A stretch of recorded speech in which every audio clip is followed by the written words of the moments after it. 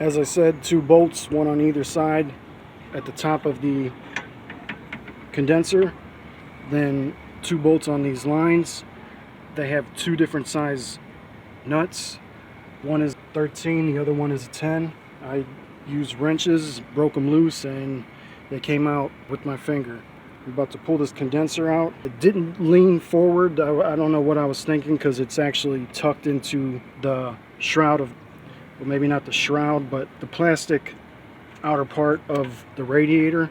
So there's a little clip here where it sits in, and then it sits in down there and down there. You can see here maybe it fits in nice and tight, but I had to just pick up on it just a little bit to pop it loose and get it out of there.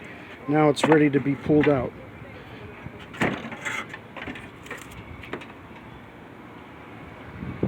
And here we are. This is the old condenser versus the new one.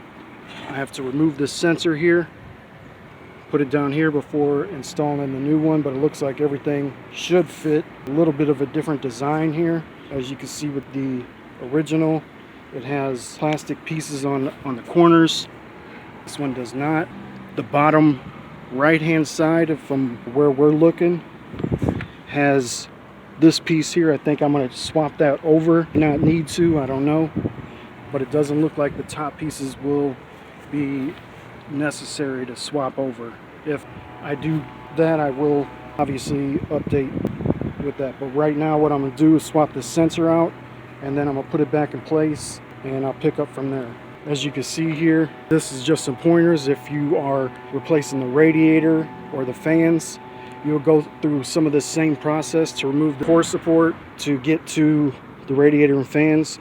The radiator is actually ready to pop out. It's still connected obviously by the hoses and by the electrical connections to the fan, but just a couple other things and that radiator would be out. Maybe not all of this is necessary, but this core support would definitely have to come out if you're going to replace the radiator or the fans.